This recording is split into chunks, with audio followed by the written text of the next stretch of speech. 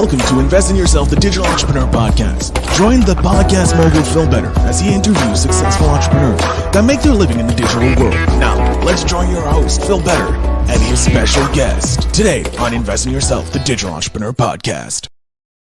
Hey, digital entrepreneurs. You're tuned into another power-packed episode of Invest in Yourself, the Digital Entrepreneur Podcast. I am Phil Better, the Podcast Mogul, and I have got a guest who is not just an attorney for over a decade, but a serial entrepreneur with a resume that reads like a business success story. At the tender age of 30, our guest acquired their first company, followed by another at 33. But that just wasn't enough for them. They took the plunge into startups, determining to learn from the ground up and avoid the pitfalls others had stumbled into. Fast forward 30 plus years, and they're gearing up to launch yet another venture. And that's just not all, folks. Our guest is a true juggler, not just in business, but in life. They own a charitable foundation, not one, not two, but 3 different companies spanning nutrition, mindset, and real estate investing. Now, that's what I call a diversified success portfolio. And without further ado, please give a warm welcome to the incredible Merri-jo Hillaker. Merri-jo, it's an absolute pleasure to have you on the podcast. Well, thank you so much. And I don't want you to build me up to be incredible. My whole goal is to help everybody else live their dream life. And you can. Well, yes, obviously, I look at my life as a hype man for anybody who comes on my podcast, because I'm just so happy to have someone who is distinguished as you on the podcast, with starting at 30, buying your first business. Now you have 3 businesses that you run, plus you got your channel. Like, I'm sorry how you're doing that. I'm still trying to manage one podcast. So if I built you up, it's because in my eyes, it's well deserved. So again, thank you so much for being here. I'm excited to jump into our conversation. Sure. Great. So with all the fanfare and let me just answer one question for you right now, because you built me up to have all these 100 things going on, right? So let me just give the audience one clue right here. Yes, please. Time is your only limited asset. Money's everywhere. So look at your time and choose wisely how you spend your time. And when you do that, now you can create everything I'm talking about, because every time I create something, I'll find somebody else to run it, or I'll find something else to do here. So it's applying all the principles. My time is my only limited asset. Oh, I like that. That's genius. So first of all, I want to know, how did you start becoming an entrepreneur, and why did you become an entrepreneur? What was it that just decided, hey, I'm going to become an entrepreneur? Because you were an attorney beforehand, correct? Yes. In fact, I was very successful. I was in a huge law firm, Foley & Lardner, for 3 years. A internationally publicly traded company came along. I did some work for them, and they hired me away as vice president general counsel at the ripe age of 28 years old. So here I was in this. Now, a lot of people would say, oh, you're set for life. Oh, my gosh. Yeah. I mean, I could have been if I sold out Merri-jo, but I wasn't going to sell out myself. So you can be in those plum jobs making tons of money, but if you're not totally happy, if you're not experiencing joy every day, you haven't found who you are and what's going to make you happy. And that's what sent me on this. I'm out of here. I'm going to do some work on myself, do some discovery about what's really going to make me happy. And probably the number one discovery was, what are my core values? Who am I? Because each of us have different sets of core values. So that's one of my favorite discovery projects I do with most people I work with in coaching, is find out who you are first. Because I can tell you all the great ways of being a great lawyer and being head of companies and start your own company, but that may not be you. I want you to be the best you. And that's where you're going to have the greatest joy. So that's my heart and passion today, is really help people to discover themselves. If you can't answer the question, what are your core values, then you're going to stay stuck. Ooh, I'm excited, because then I know this conversation is going to be amazing. So at the ripe age of 28, you were big in a law firm, got hired out. to be general of vice Vice President, General Counsel, publicly traded. Yes, yeah, a huge title. Yeah, at big dollars. big dollars too. That's going with it, and then you decide to say buy a business, Yeah, walk away from it. walk away from all of it, say nope, ciao. And what kind of business did you buy? Well, the first one I bought, it was actually a fish food company. Okay. It just came up as an opportunity. And a friend of mine said, come on, Merri-jo, join me in this. So I said, why not? So it was a way of expressing myself instead of allowing somebody else to control my day. Now I get to control my day. So I was taking back control of my life.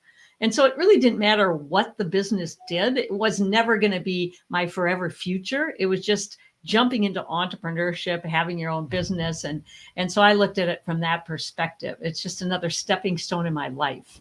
And it was a terrific experience. It taught me how I was quite uneducated on how to run a business. I also needed better skills on dealing with employees and those kind of issues, because most lawyers don't ever have to grapple with that. You might have a secretary, but that's about it. So it was a whole new experience, but it expanded my horizon and understanding how little I knew about all that and how much further growth I needed in my life. So, yeah, but it was exciting. It was a good thing. I love that. I love how you looked at it as, hey, this is a learning experience. Everything. It may fail, but I still get those skills where I need to improve.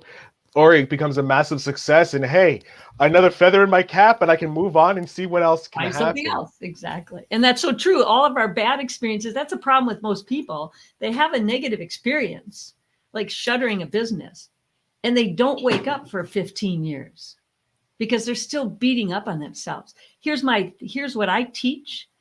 Anything that goes awry in your life, it could be, you just screwed up your backyard garden. I did, as small as and as big as a business goes bankrupt for you. And the first thing you do is you go, what worked? What didn't work? And what's next? Those are your three whats. So notice where your focus is on the third one. What's next? You've got to learn from your experiences, but put them behind you just to be better the next go around. Because you might have 10 go arounds in your life. You don't know your path, but you sure as heck don't want to carry negative experiences, except for what did I learn from it? Where's my growth from it? I'm just getting better, right? I love that. And that's such a reason why I started this podcast, Invest in Yourself, is because every experience you do is a penny into your compounding future, if you will, with the stocks and all those money terms that come to mind when you're talking about investing. So was your first foray into the world of business a success? Well, obviously it was a success. We know it was a success because you're here today talking with us. But was it the success that you guys had envisioned for it, or you were talked about when you first started the business? In my first yes, my first go around. My first two, well, out of being VP General Counsel, my first purchase, getting involved in a business, that one got shuttered. So I bought another one, tried a different industry. That one I ended up shuttering because of a disaster. The building collapsed under the weight of a storm, and it just made no sense to try to rebuild it all. So I had two businesses shutter, right? And then I started looking and said, okay, how do I help myself be better? I started investing in some self-development work, really spending some time with some gurus in the industry and reading some great books to just say, okay, it's time to really build you. Mm-hmm. You built your brain and your intelligence with all the law school and undergrad. Now it's time to build you. Who am I? Right. So that's how I went through that next process. And that's what set me free. Now I have my own businesses. I have a business called Global Mindset Mastery. I teach not only individuals. In fact, you can go on my website, Merri-jo Hillaker, and get a free consult if you want to. I love, my number one, well, let's go back, core value analysis. Merri-jo's came out. Number one core value, contribution. If I'm in contribution, there's no greater joy, just like being on your podcast today. No greater joy, right? This is impacting lives. So I love doing that. So discovering your core values. And then when you start living your life exactly by those core values, there's no greater happiness. There's no greater joy. Oh, I can't. I have to agree with you 100% there, because I know one of my core values is interviewing and learning from people. I love learning Mhm. what I want to learn, and for getting to ask questions to people who have the success that I get to have on the podcast. It's like I get my own little masterclass, pretty much asking these questions to successful people that are far ahead of me or just slightly ahead of me, but all a great experience. That's, I know, is one of my core values. So that's why I love this podcast, and I started this podcast, and I fall in love every single time I get jump on a call. No matter if I'm doing 100 episodes a day, I love every single one of them, because it just joyous. But I want to know, in your span of your career, managing, owning businesses, starting businesses, do you have a moment that just sticks out for you whenever you have like maybe a hard time? Because we know entrepreneurialism, we can have those hard days when we have to shutter our business, or we have to take a step backwards or a couple steps backwards before we get that forward momentum again.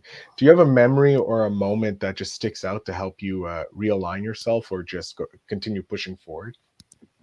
Well, I think it happens daily, not just when you have the downsides, right? I think moments in our life, if you're living this life thinking everything's going to turn up roses, you're like, coming from the moon or something. I don't know that planet that you're from, but it doesn't exist here on Earth. There are always going to be disappointments in life.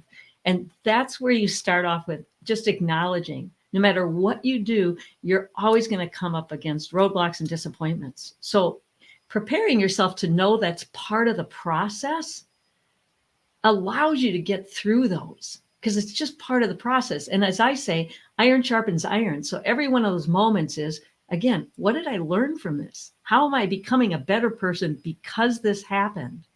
Even if you make a mistake, how are you becoming a better person? You look back and go, well, I learned a lesson not to try XYZ again because now I know it doesn't work. Or I learned a lesson, go get good advice before I jump in on making a decision like that, before I just like flip flop, right? And watch myself lose another 10 grand or 5 or whatever it is. Or what's more important than the money is what? Our most important asset, time. Exactly. So, that's why I like to suggest to people as entrepreneurs is surround yourself with some great experts. And, the price you might pay for those is nothing compared to the price you'll pay without them. Very true. I know if I didn't have the experts in my life, being able to chat with the experts on this podcast, I wouldn't be able to be where I am today and the success that I am today. I want to go into your new iteration, who you are today, the E-Success Network. What was the goal of creating this network and this iteration of your business? Great. Well, again, go back to my number one core value of contribution. I've been so incredibly successful. I love giving back. And one of my soft points in my life is watching women who are either trapped in marriages or trapped in trying to discover themselves, or, societal woes that are out there, whatever it might be. And so I have a huge affinity for women who are trying to make it work. And I know there are 101 different people out there that claim expert status. Let me help you do this. And there's just so much of it. So I looked at that and I said, what if you could come to one platform, one website that had 20 experts, entrepreneurial experts, that can help you from everything from A to Z, whether it's mindset or product or, marketing strategies, or who are you anyway? Looking at what's your values, what really is going to bring you the greatest joy in life, doing those kind of. So you have one group of all these experts at one website that you can become a member of that and get some free programs and have an informal board of directors that'll hear your issues so you can bounce ideas off of people. What a great support system and network for all these women that are out there trying to do it. So that was the whole premise I had. And I had a friend of mine who's just sold her business, or is in the process of selling her business. She started from scratch. So she decided she wanted to join forces with me and do this together. So hopefully we're going live in April. And I'm so excited about that, because that's truly, it's that monster give back every moment of my life, right? Yeah. That's huge. And I love that it's obviously you're going after someone who you know very well, because being a female in entrepreneurialism, you know the pitfalls having gone beforehand, and you know what kind of experts you need.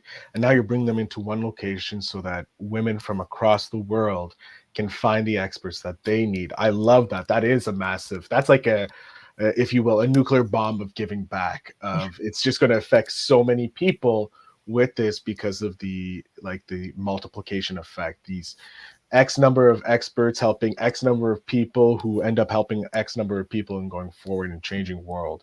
I think that's incredible, and I'm looking forward to having you back after you've launched and to see some of the success from the eSuccess Network. I want to know, since you manage so many companies, plus you manage a charitable foundation on top of it, like how did okay, you know what, before we go into how you manage all your time and that, how did the charitable foundation come about, and what is it on?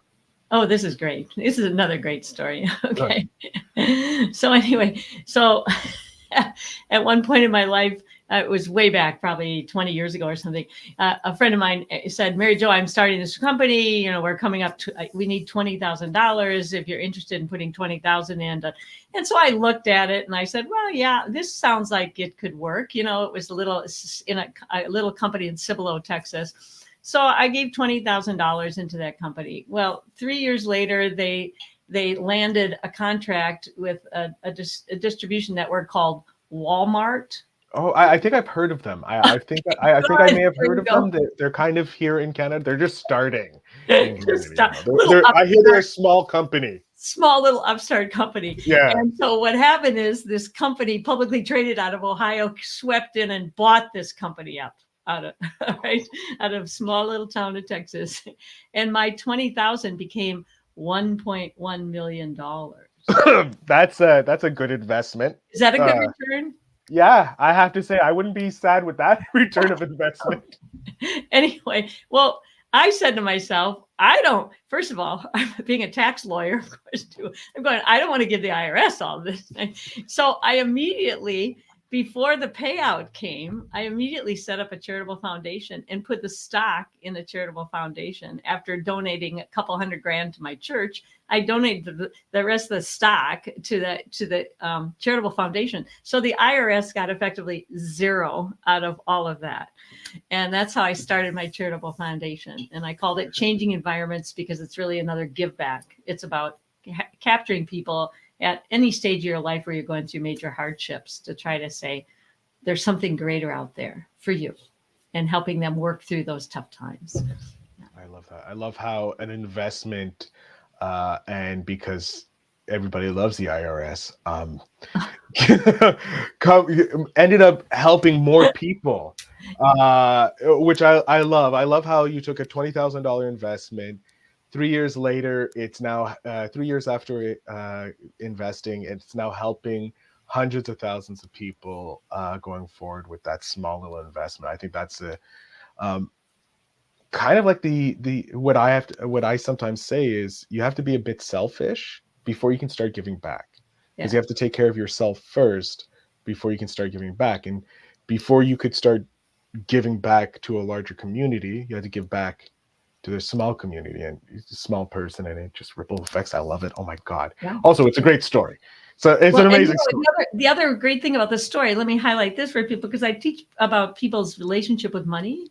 You know, we're really screwed up in our relationship with money. We get a bunch of money and we hold on to it like it's the last dollars we're going to see, right? Yeah. And if you come up with a strategy, because at the time I did that, this is over 20 years ago, I wasn't even worth $1 million, right? I wasn't even close. But when you can give away more money than your net worth like that, that opens up endless possibilities for you in terms of attracting more money to you. And most people don't understand that. They think, okay, I got to invest it. I got to make this. I can put it over here. I can put it over here. And then you spend the rest of your life watching all the stock markets and doing all, instead of, wow, what are you here for anyway? Watching your money grow? I find that incredibly dissatisfying. There's so many needs in this world today that you could meet if you wanted to come from contribution versus hoarding cash, right? Do you get some victory lap when you die and all your friends and family inherit $10 million from you? I'd rather get a victory lap every day I do something special for somebody out there. That's the victory laps you want to experience. Oh, I love that. Oh my God. I love this conversation, Merri-jo, because I'm changing my mindset just having the conversation, but I know my audience is getting wisdom from you, not only just changing their mindset, but in how to look at businesses and that. If you were going to give, maybe not advice, maybe a part of a strategy for someone who's looking to set up a network to help more people, like you are helping women with a board of directors, if you will, a virtual board of directors. Someone's looking to start their own network for helping people either in small groups or have like a board of directors. What maybe strategy would you suggest they start with? My first strategy is reach out to everybody you know who's a quality person who has some background that can help you. And don't find, some people look for the perfect person. Wrong. They don't exist. What you want to do is look at what are the traits that I'm going to need to exhibit in building this out, and go and find the people that can support that. Or what are the needs, and make your list of needs and specific, and go and find a support network that's going to support you to develop all those and to find the right people to be that wind beneath your wings. Because it's hard to create something as a solo. It's very hard. Mm-hmm. Have a group of more people. I'm not saying you can't do it, but you're going to go through a lot more struggles than if you have a group of people. It's kind of like the whole story about building a village, having a village behind you instead of one person. Get your village structured of people, because anytime you're trying to do something, there's always people out there. I find that the majority of people have a giving heart and they love to be of contribution. You just have to find what is the category you're looking for? What am I looking for contribution here? What am I looking for here? And find the people that have those attributes or those specialties, and they'll be more than happy to sit down with you and just brainstorm a little with you. Most of them, you'll never pay a dime. You might have to pay some money out, but that kind of investment is an investment in you. Mm-hmm. You're investing in yourself. So do that first, and I'll tell you that your chances and your probability of success go off the charts, because now you're taking the knowledge and insight from people that have been around for 10, 20, 30 years, and you're accumulating all that into you in moving forward. Jesus. Oh, my mind's like just absorbing this information, and I'm like, where were you 20 years ago when I was just turning 18? I would have loved to have this. I do have a question about investing in yourself, Merri-jo, because you have had an incredible journey in entrepreneurship, from being an attorney to acquiring multiple companies and venturing into startups. Through it all, have you personally invested in yourself, and what advice do you have for others about the importance of self-investment in the pursuit of success, or their version of success? Absolutely. I mean, it was bouncing out of all the success I had early on, and then a company here that failed. And I looked at myself and said, Merri-jo, you got to work on you first, right? The one common denominator in all of this is, oops, right here. And we don't like to admit that, but it's the truth. So be honest with yourself. And I started investing in self-development programs and all sorts of programs like that. And I went into like 3 tiers, including a leadership course as well. And it really did wonderful things for me, because it not that I didn't know a lot of the stuff, but there were the tweaking. We can go, well, I've read so many books, and I go, oh my gosh, it's the experiential training that really makes all the difference. So I'm just suggest you look at, if it's just reading books, you can't get enough out of a book. When you experience things, the growth level is off the charts.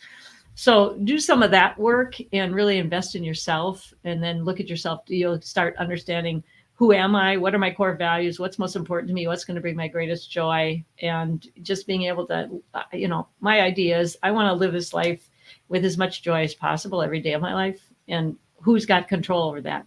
Not the world. Merri-jo does. So I can have the biggest tragedies in my life, and I've had some, but I can always overcome. And that's what's so cool about having the mindset right. Yeah. I love that. And it's a great piece of advice for investing in yourself, and a great wisdom as well, I have to say. Merri-jo, you've given us a lot of wisdom in this full episode, and I feel kind of guilty asking you for a final piece here, but it's not really for me. It's for your 10-year-old self, because I have Merri-jo at 10 right here. She's a Spitfire, raring Texas, if you will. And gun ho, what's one piece of advice you would love to give your 10-year-old self? I would probably go back and say, acknowledge that you know nothing, and go out there and learn from everyone that you honor, that you have respect, that's been, traveled those roads before you, and just take in the massive amount of, ideas and concepts that you can, and you'll use those and siphon through those to become the best version of yourself. I don't know how to finish this episode, because that's amazing advice, and not just advice, just mindset to have going forward. Like, it reminds me of if you're the smartest person in the room, you're in the wrong room. Exactly. No, your ego is too overblown. Yeah, that's it. I love being the dumbest person in a room, because I get to learn and become smarter and share knowledge that others may not have. Well, but don't put it that way. I love to put myself in the posture of being the dumbest one in the room. We don't want to beat up on ourselves and call us the dumbest one. We want to say, hey, I'm going to come into this room with the idea that I'm here for one reason, to expand my knowledge. So no matter how smart you are, you don't have to declare yourself the dumbest. You're just going, all I want to do is grow. Because when we start labeling ourselves, that's a dangerous step to take. You're right. I mean, I need to stop saying that I'm dumb. It's an Eastern philosophy. The body doesn't understand the difference if you're talking in jest or not. I love being in a room where I can always be surrounded by smarter people, so I can always grow and learn. There we go. Perfect. Now listen to you. Let's give him a hand. Thank you. Merri-jo just changed me. If that doesn't sell you on Merri-jo, I don't know what will. This whole episode has sold me on Merri-jo, and I'm so happy to have her in my network. And it just being able to talk with you, Merri-jo. I'm going to jump off stage here. I want you to let my audience know where they can connect with you, how they can get that free consultation, anything you'd like. So the floor is yours.